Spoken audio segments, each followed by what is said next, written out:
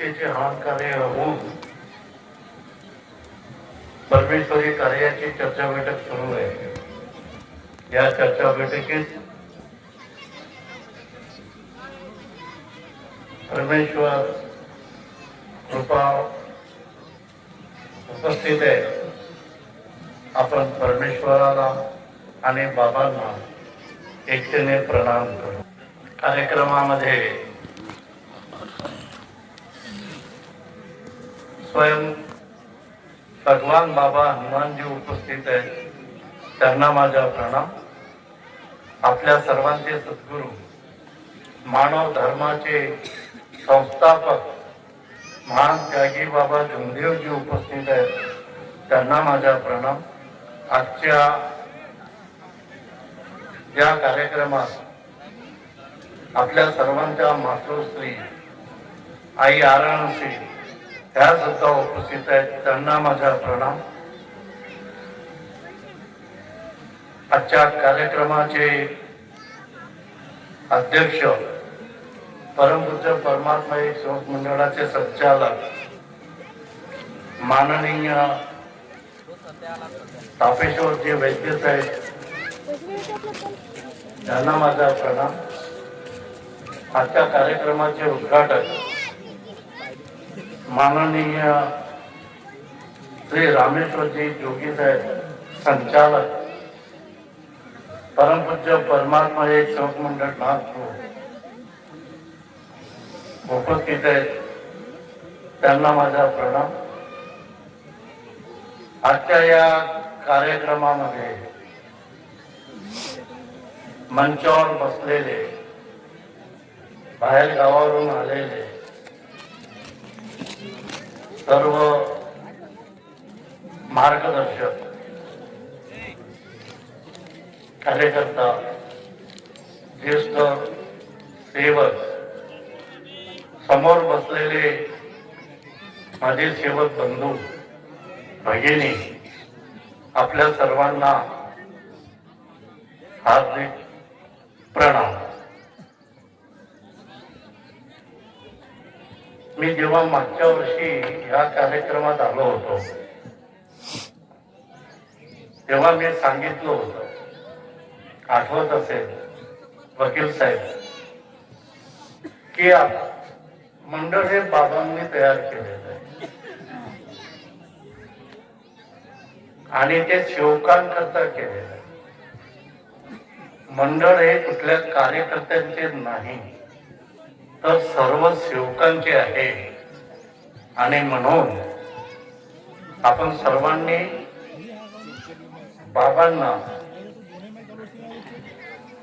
बाबांनी जे मंडळ स्थापन केलं, बाबांवर विश्वास ठेवून मंडळाशी जोडलं पाहिजे। परंतु परिस्थिती तशी नव्हती, खूप वाईट परिस्थिती होती। गेल्या 22 वर्षापासून सांगतो तापेश्वरजी, या मंडळाची परिस्थिती खराब व्हायला जी सुरुवात झाली ती 22 वर्षापूर्वी। आठवत नसेल तर तुम्हाला आठवून घ्यावं ही आजची परिस्थिती नाही। आणि या शेवटच्या 10 वर्षामध्ये ती इतकी परिस्थिती बिघडली की आमचे सेवक म्हणजे महान त्यागी बाबा जमदेवजीचे सेवक एकामेकाचे तोंड बघायला,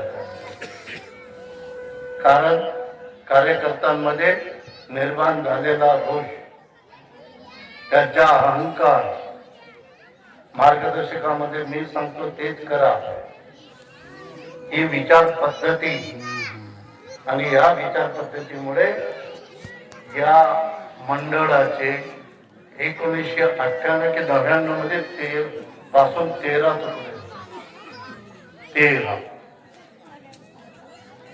कुठले आहेत ते मी नाही सांगत, कारण बरंच लांब।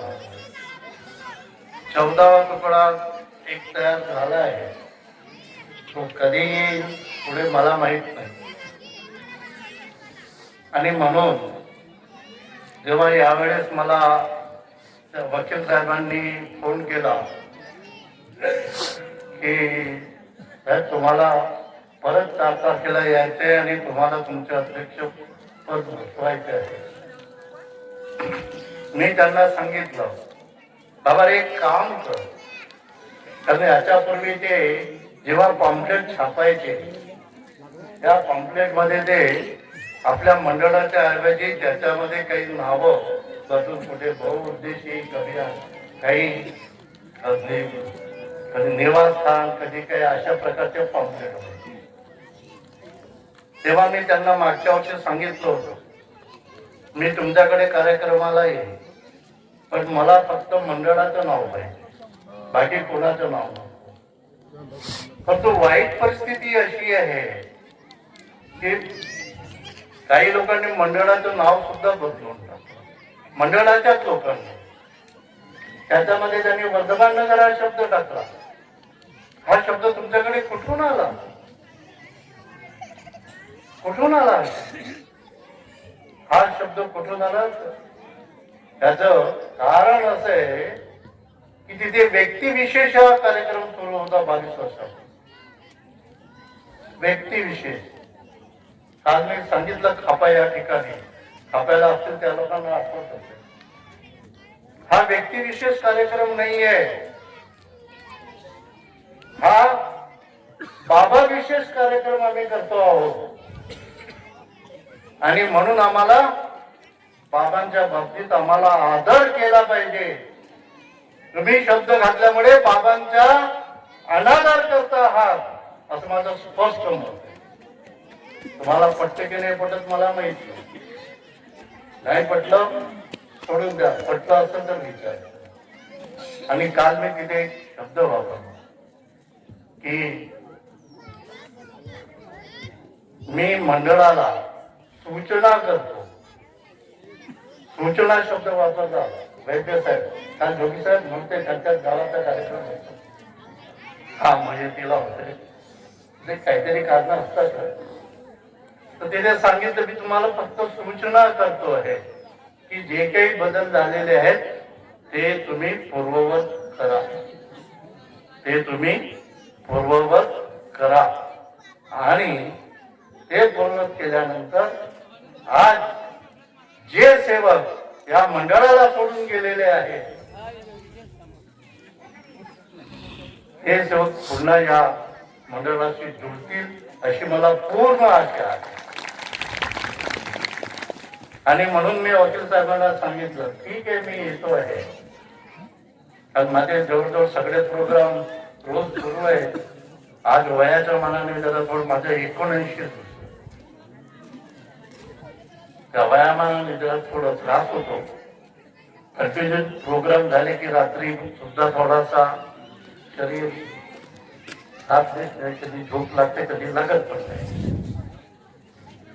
तर म्हणून मी त्यांना सांगितलं की तू एक काम कर बाबा, वकील साहेब तुम्ही एक काम कर,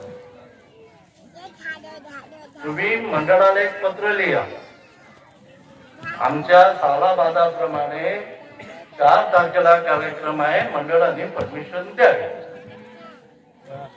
पण झालं कसं, झालं उलट. वकील साहेबांनी पहिल्यांदा पत्रिका छापली, त्याच्यामध्ये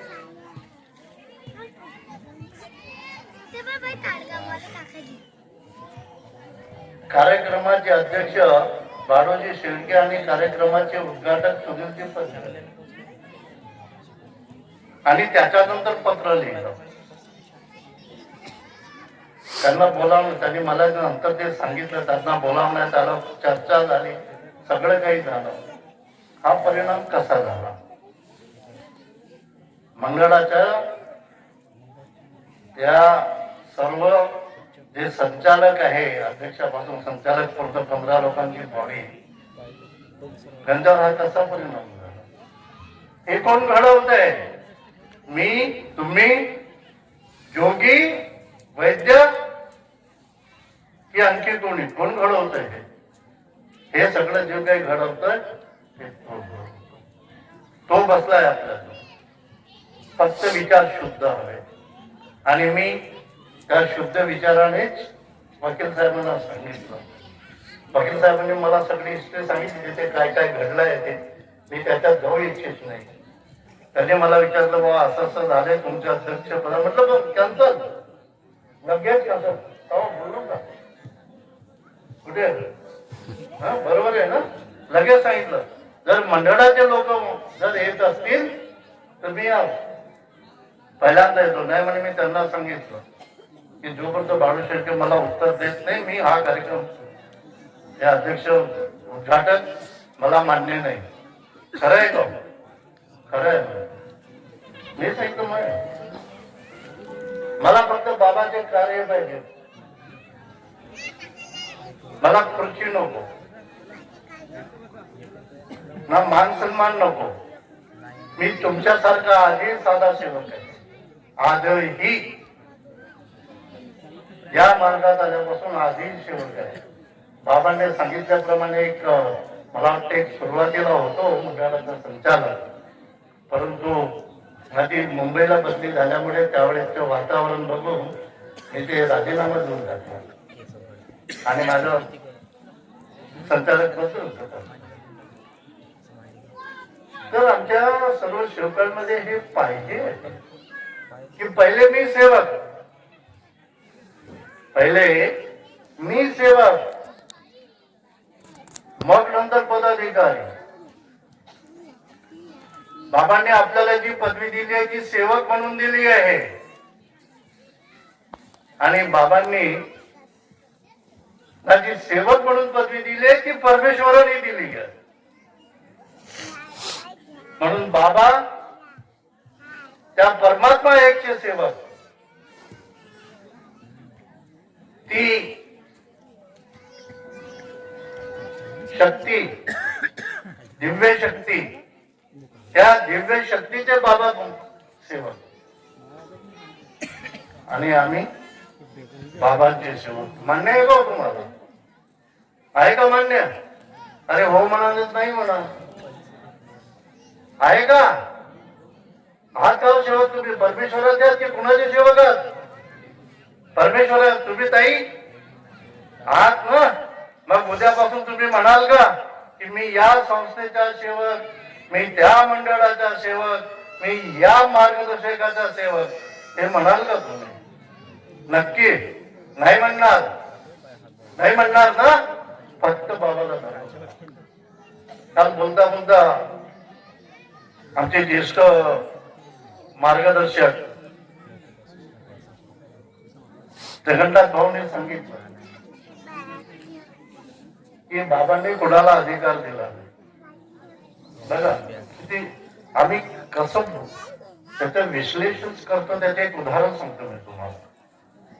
बाबांनी कुणाला त्यांच्या मुलाला डॉक्टर मनोला कुठलेही अधिकार दिले नाही. का अधिकार शब्द जो आहे तो खूप मोठा आहे. अधिकार शब्द जो आहे तो खूप मोठा आहे. अधिकार म्हणजे काय? अधिकार म्हणजे बाबांना जे परमेश्वराने अधिकार दिले ते अधिकार बाबांनी कुणालाही दिलेले नाही. का? बाबा त्यांच्या मुलाला देऊ शकत होते ना डॉक्टरांना. बाबांनी एकदा सांगितलं होतं की जेव्हा मनो म्हणजे बाबांच्या मुलाचं नाव आहे मनो, डॉक्टर मनो आध्यात्मिक पुरुष नाही आहे म्हणून बाबांनी त्यांना अधिकार दिला नाही. आणि याला मी अर्धसत्य म्हणतो. दुगे साहेब, मग पूर्ण सत्य काय? पूर्ण सत्य हे आहे की त्याचं पुढचं काही लोक सांगत नाहीये. खूप वेळा असंच करतात मंडळाची लोक.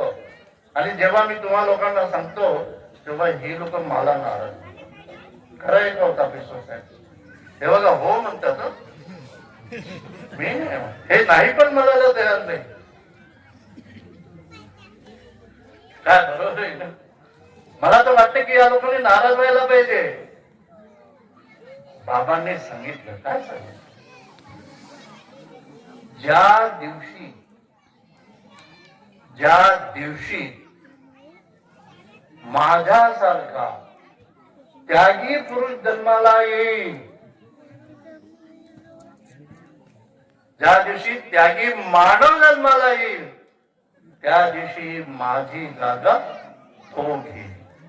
आजच्या काळात आहे को कोणी असा त्या पुरुष सेवकांमध्ये कोणीतरी नाही. एकाने सांगितलं एका याच्यामध्ये बाबांनी मला बाजूला बसवलं तर मी फार मोठा त्यागी मानतो.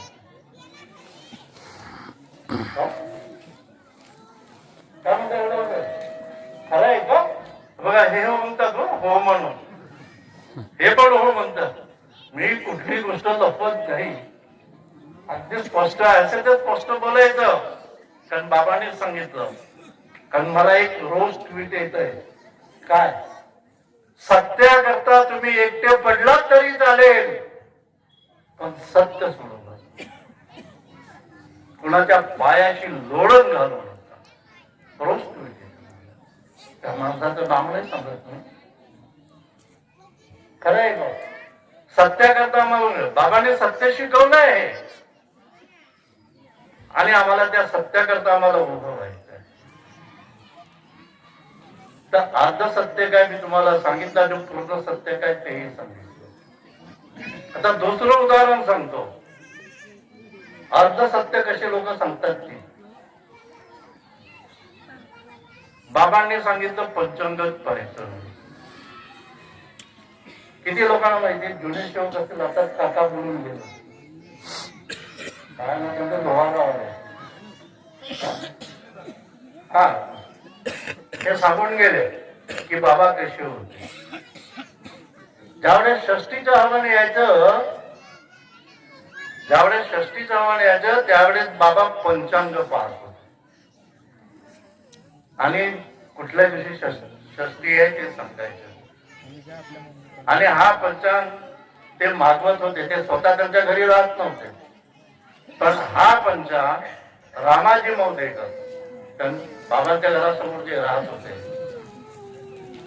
ते त्यांच्याकडून मागवत होते. सुरुवातीपासून 1948 पासून इथून मागवायचे आणि बघायचे. आता त्यावेळेचा काळ 1950 म्हणा मोजके सेवक होते हो मोजके. किंबहुना 1970 पर्यंत फक्त 118 की 119 एवढे सेवक होते. 70 मध्ये किती वर्ष 22 वर्ष या मार्गामध्ये केवळ 118 सेवक झाले म्हणजे वर्षाला 5. त्यावेळेला आणि नागपूर शहरापेक्षा खेड्यावरचे लोक सेवक जास्त झाले होते. बघून घ्या इतिहास. खेड मग ती खेड्यावरची सेवक कुंड खूप लांब लांब राहायची. षष्टीचा हा आव्हान असा आहे की तो साधारणतः ऑगस्ट महिन्यामध्ये येतो आणि त्या ऑगस्ट महिन्यामध्ये साधारणतः म्हणजे एक 15 ऑगस्ट ते 3 सप्टेंबर पर्यंत येतो कधीतरी आपल्या पंचांगाप्रमाणे. आणि हा जो काळ असतो हा काळ आमच्या शेतकऱ्यांच्या शेतामध्ये राबण्याचा असतो. ते शेतात जातात त्यावेळेस त्यांना नुसतं शेत दिसतंय. माझं शेताचं काय मला पेरणी करायची आहे मला लावायचं आहे माझे बांधून करायचे खूप सारी कामं असतात आणि कधी कधी तो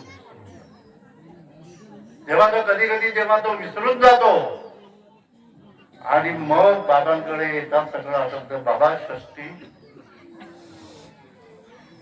हवन कधी आहे?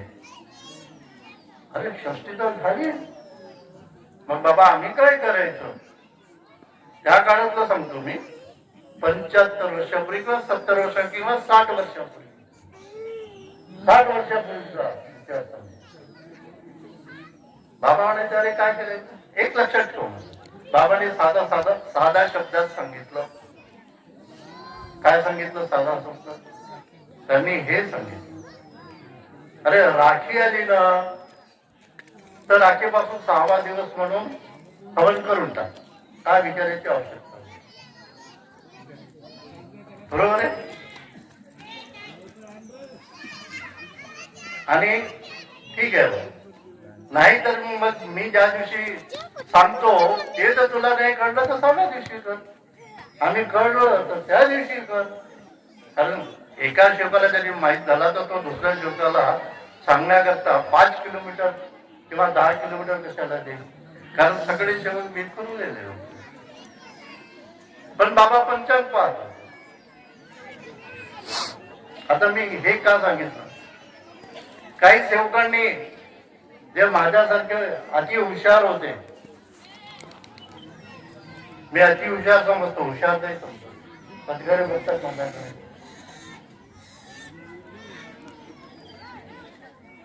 ते काय सांगतात, बाबांनी पंचांग पाहायला बंद केलं. अरे बाबा, बाबा पंचांग पाहतात आणि तुम्हाला बंद केलं, कसं होऊ शकेल? तर बाबांनी पंचांगामध्ये काय केलं?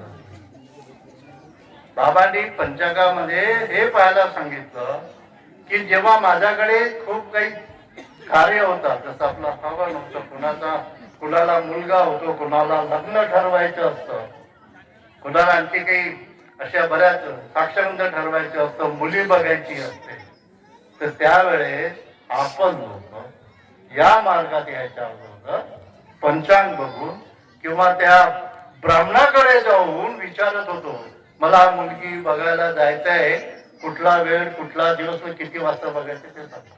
करत होतो का आपण? करत होतो का? काय आजीबाईंना माहित असेल. काय आजीबाई माहित आहे का तुम्हाला? नाही माहिती आहे, ज्यांना माहिती. तर बाबांनी ते जे ग्रहस्थिती किंवा त्याला आपण राशी भविष्य, ते राशी भविष्य नाही बघायचंय आपल्याला, बाबांनी त्याच्यावर बंधन. पण त्या पंचांगामध्ये नुसतं राशी भविष्य नसतं, त्या पंचांगामध्ये सगळ्या गोष्टी असतात, सगळ्या असतात गोष्टी. आणि त्या सगळ्या गोष्टी म्हणजे राशी. तेवढं सोडायचं, बाकी तुम्ही पाहू शकता. त्याच्यामध्ये सकाळ किती वाजता होते, संध्याकाळ किती वाजता होते, उपाय सगळे दिलेले असतात. म्हणून पंचांग बंद करा असं नाही. दुसरं उदाहरण सांगतो. बाबा शरीराने गेले 3 तारखेला, 3 ऑक्टोबर 96. आज जवळजवळ 29 वर्ष झाली. बरोबर आहे ना? 29 वर्ष झाली. 2 वर्षानंतर बाबांची पुण्यतिथी करायला निघाली. सुरुवात का हो माहिती? बरोबर आहे का? कारण म्हणजे सर जुने शिवक आहे ना, त्यांना बरंच माहिती आहे. नवीनच आता जोगींच्या बद्दल मला माहित नाही, काय त्याच्यामध्ये नाही समजू शकतो. काय केलं तुम्ही की बाबांच्या स्मृतीदिन बाबांनी सांगितलं, या मार्गामध्ये पुन्हा आपल्या घरात जे कोणी गेले असतील त्यांचं श्राद्ध करायचं नाही, स्मृतिदिन करायचं. अनेक मोठा लेख आहे त्याचा, पुस्तकातही असेल. आणि एक मंडळामध्ये एक मोठा एक बोर्ड लावला होता मी त्या काळामध्ये.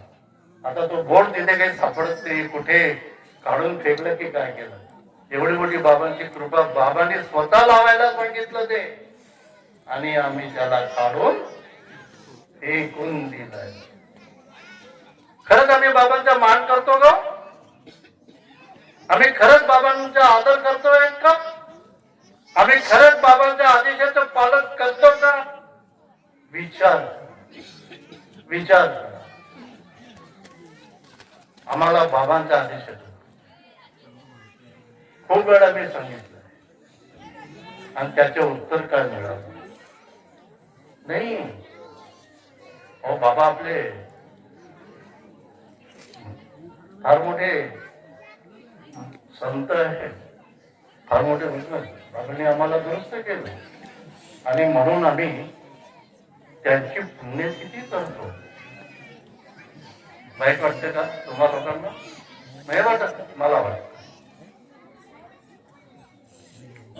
ज्या बाबांनी सांगितलं की तुमच्या घराच्या करायचे नाही, ते बाबा म्हणतील का की माझी पुण्यतिथी करा म्हणून?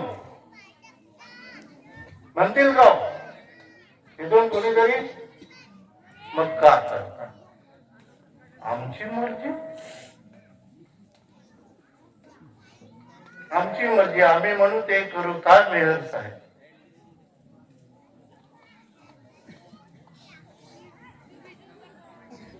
आणि म्हणून हे सगळं जेव्हा बदलत बदलत चाललं, म्हणून या मंडळाचे 13 सदस्य, जे मी पहिल्यांदा त्याला जबाबदार कोण? काही लोक सांगत होते सेवक चुका करतात. करता ना चुका तुम्ही की नाही करत? होतो ना चूक, आपण मानतो, चुका होतीलच.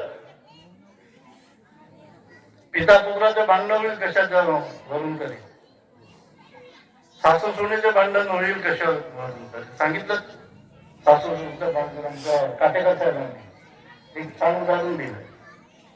हे होणार.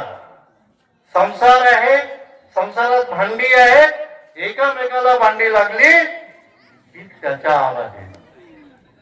ते ठरलेलं स्पष्टपणे ठरलेलं. कोणी म्हणत असेल तर असं होऊ नाही शकत. होतंय प्रत्येकाच्या घरात.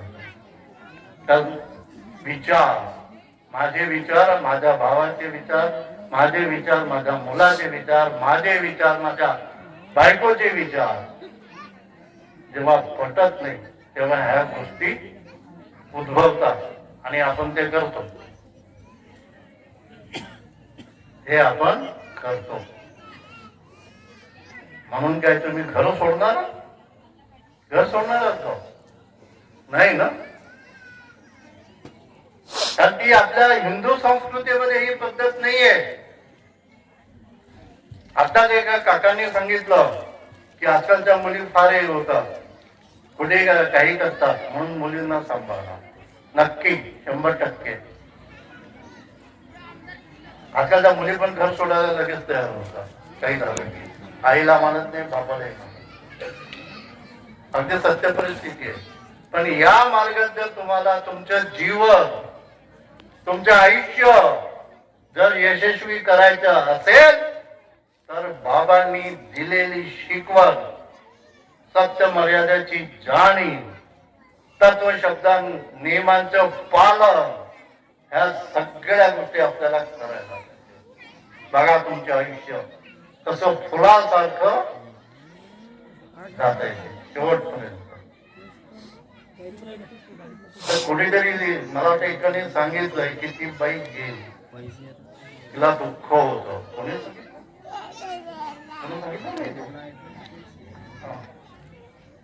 बाई गेली, तिच्यावर दुःख आलं गेलं. त्याच्या बाबतीत माझं जे विश्लेषण आहे, मी जे विश्लेषण केलेलं आहे किंवा जे मला बाबांनी सांगितलं ते काय विश्लेषण आहे? ज्याचं आयुष्य संपलं असेल तो हा जाणारच. फक्त फरक एवढाच आहे की तो कसा गेला. दुःखाने गेला, आनंदाने गेला, म्हातारपणामुळे गेला, हे वेगवेगळी कारण आहे.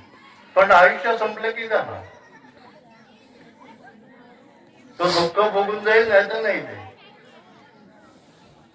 आणि जो दुःख भोगून जातोय त्याला म्हणतात प्रारब्ध. त्याला म्हणतात प्रारब्ध. आता हे प्रारब्ध म्हणजे काय?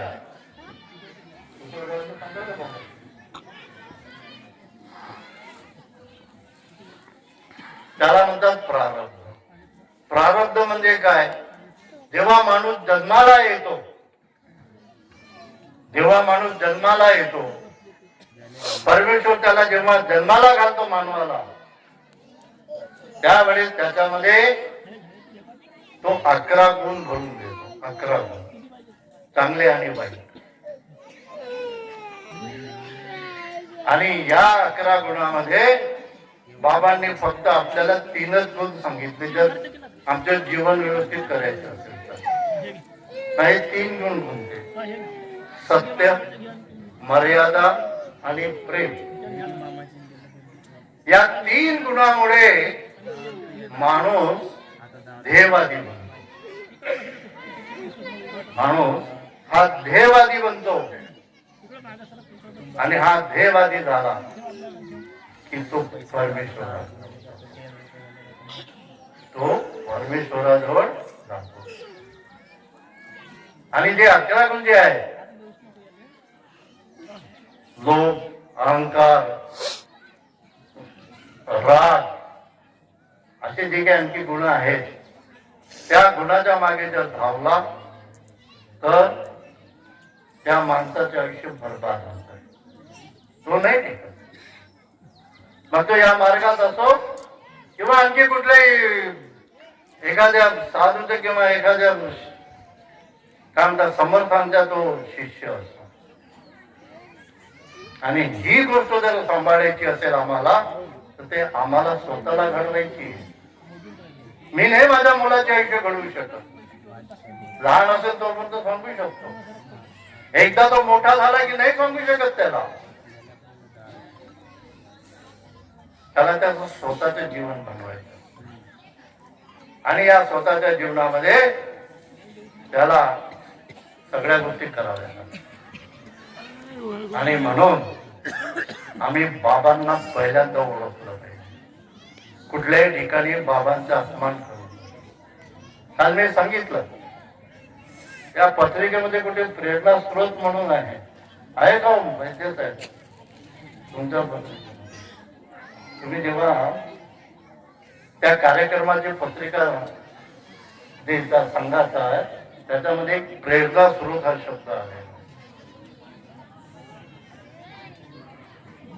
महान प्रेरणा स्रोत महान त्यागी बाबा जुमदेवजी आहे का? बाबा प्रेरणा स्रोत होऊ शकतात. तुम्ही किती बाबांना छोट्या याच्यामध्ये दाखवलं. हा प्रेरणा शब्द कुठून आला? मी एकाला विचारलं जेव्हा माझ्याकडे काही लोक पत्रिका द्यायला आले की बाबा हा प्रेरणा स्रोत तुम्ही शब्द कुठून कोणी शोधून काढला? नाही म्हणे हे आम्ही नाही, आम्हाला म्हणे काय काय करायचं, कसं छापायचं, तर त्या मंडळाकडून एक पत्र मिळतं आणि त्या मंडळाप्रमाणे आम्ही ते लिहितो. अरे बाबा म्हटलं प्रेरणा स्रोत हे नाही हो. प्रेरणा स्रोत म्हणजे मी सेवक आहे, माझ्या बाजूला एक माणूस असतो आणि जेव्हा त्याला हे लक्षात येतं की हा माणूस सुखात आहे, मलाही या मार्गात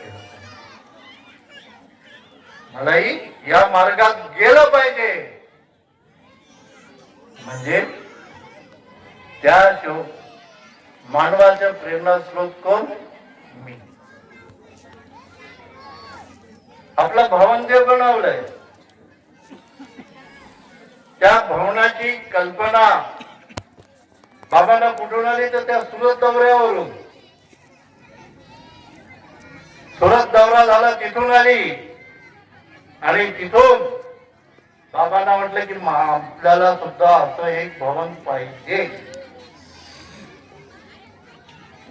आणि नंतर बाबा इथे आल्यानंतर बाबांनी सर्व सेवकांसमोर विचार ठेवला. कारण बाबा कुठले डिसिजन स्वतः घेत नव्हते. आजही सांगतो, बाबा फक्त सांगायचे की असं करायचे, बोला. पहिला सगळे जेवढे कार्यकर्ते होते त्यावेळेस कार्यकर्ते होते, आता सगळे मार्गदर्शक झाले, सगळ्यांचे प्रमोशन झालं. मी मात्र सेवक असे.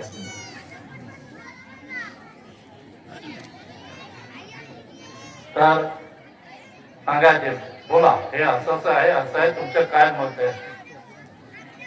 सेवक लोक त्यावेळेस आपापले विचार ठेवायचे, एक डिसिजन व्हायचं. आज नाही होत. आज असं होतं की आम्ही 11 किंवा 15 लोकांनी जे घडवलं ते त्या कार्यक्रमात ते मार्गदर्शक आहे त्याच्यामध्ये कोणी डिसिजन घेतात नाही म्हणतात. मी नाही सांगत, हेच म्हणतात.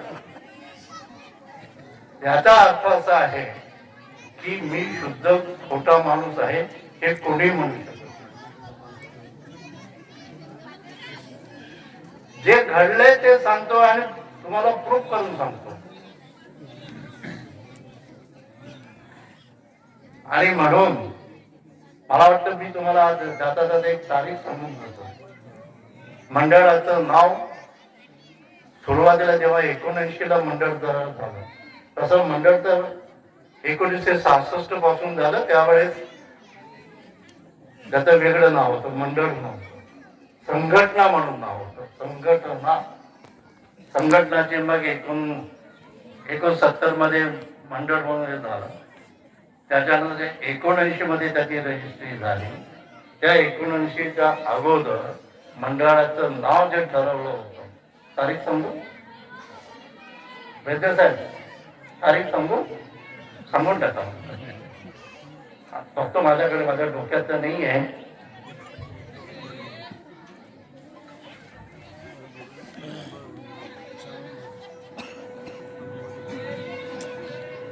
दोन 7/79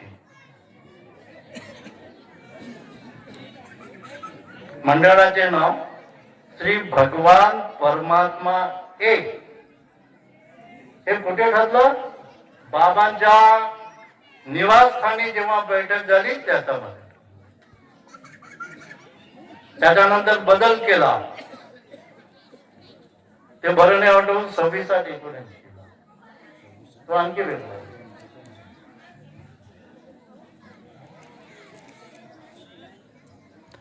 मी तेच सांगतो तुम्हाला.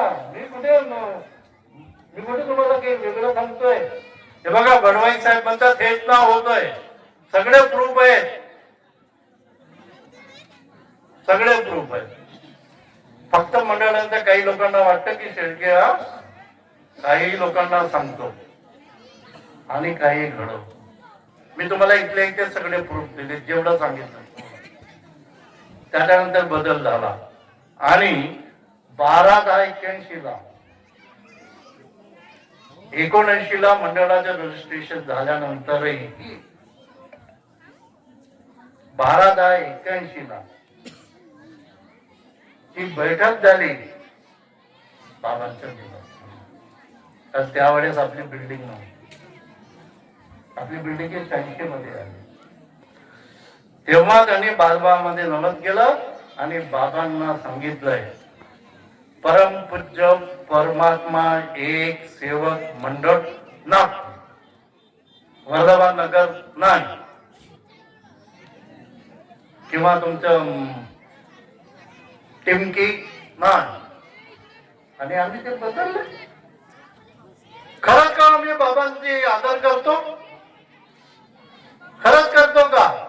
आणि जर हे लोक जर आदर करत नसतील तर तुम्ही कराल. तुम्ही कराल. कारण हे जे मार्गदर्शक जे सांगतील त्यांना असं सगळे नवीन मार्गदर्शक त्यांना नाही माहित. खूप लोकांना नाही माहित. कारण नवीन मुलं मी बघितली इथे जे मार्गदर्शक झाले त्यांना नाही माहित. पण त्यांना इतिहास कोण सांगेल? माझ्यासारखा बाळू शेरके, बडवाईच मंदिरांचे बडवाईच सारखे जुने लोक, त्या काकांसारखे जुने लोक, त्यांनी या लोकांना स्पष्ट सांगितलं पाहिजे, नाही जी हम बोलते वही होगा, आम्ही जे सांगतो तेच करतो, असं नका करू. वैद्य साहेब, हो मावशांनो, माझे पाठीमागे हे करू नका आवाज. ते आवाज बंद करा.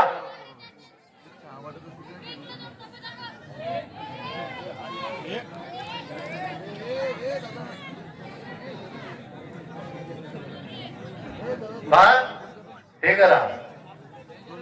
आणि म्हणून सांगतो की बाबांना एवढा हलकं घेऊ नका घेऊ. बाबांनी आमचे आयुष्य दुरुस्त केले, आम्हाला नवीन आयुष्य दिलेलं आहे.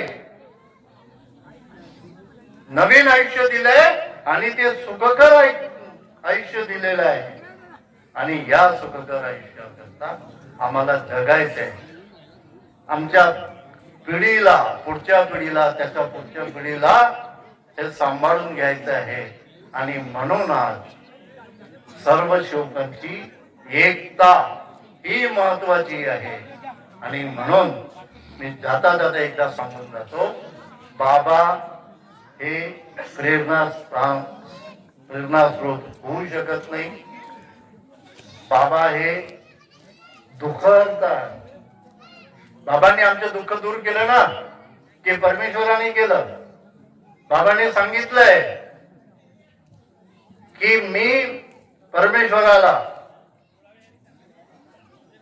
सांगतो, हा माझा सेवक चुकला असेल तर त्याला माफ कर, मी सांभाळून घेणे सांगितलंय कितीतरी वेळा. माहिती लोकांनी ऐकलं की नाही ऐकलं का? बरोबर. हा, हे बघा सगळे इथेच आहेत तुमचे प्रूफ.